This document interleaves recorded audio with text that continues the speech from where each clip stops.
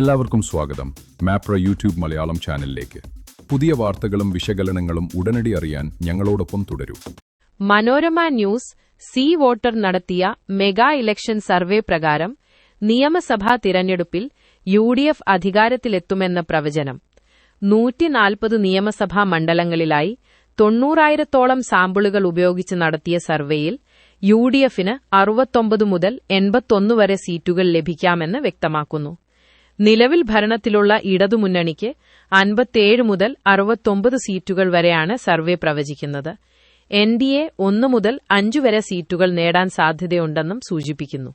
കഴിഞ്ഞ നിയമസഭാ തിരഞ്ഞെടുപ്പിൽ 99 സീറ്റുകൾ നേടി പിണറായി വിജയന്റെ നേതൃത്വത്തിൽ വീണ്ടും അധികാരത്തിലെത്തിയ ഇടതുമുന്നണിക്ക് ഇത്തവണ ഗണ്യമായ തിരിച്ചടി നേരിടേണ്ടി വരുമെന്നാണ് പ്രവചനം. LDFന്റെ സിറ്റിംഗ് സീറ്റുകളിൽ 30 മുതൽ 42 വരെ നഷ്ടപ്പെട്ടേക്കാം.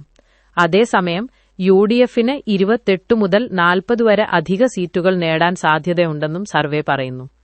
2021 അക്കൗണ്ട് തുറക്കാൻ കഴിയാതിരുന്ന NDAക്ക് ഇത്തവണ ഒന്നിലേറെ സീറ്റുകൾ നേടാൻ അവസരമുണ്ടെന്നും ഇത് വലിയ നേട്ടമാകുമെന്നും സർവേ വിലയിരുത്തുന്നു. 3 ദിവസങ്ങളിലായാണ് സർവേ ഫലങ്ങൾ മനോരമ ന്യൂസ് പുറത്തുവിട്ടത്. ആദ്യ ദിനം മലബാറിലെയും 2ാം ദിനം മധ്യ കേരളത്തിലെയും സാധ്യതകൾ വിലയിരുത്തി. 3ാം ദിനം പ്രസിദ്ധീകരിച്ച തെക്കൻ കേരളത്തിലെ 4 ജില്ലകളിലെ 39 നിയമസഭാ മണ്ഡലങ്ങളിലെ പ്രകടനം പരിശോധിക്കുമ്പോൾ ഇടതുമുന്നണിക്ക് മേൽക്കൈ പ്രവചിക്കുന്നു. തെക്കൻ കേരളത്തിൽ LDFന് 21 മുതൽ 25 വരെ സീറ്റുകൾ ലഭിക്കാമെന്ന് സീ വോട്ടർ പ്രൊജക്ഷൻ പറയുന്നു.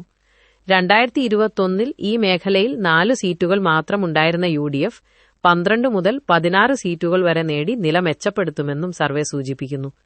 NDAക്ക് ഇവിടെ 1 മുതൽ 3 സീറ്റ് വരെ ലഭിക്കാൻ സാധ്യതയുണ്ട്. Thank you.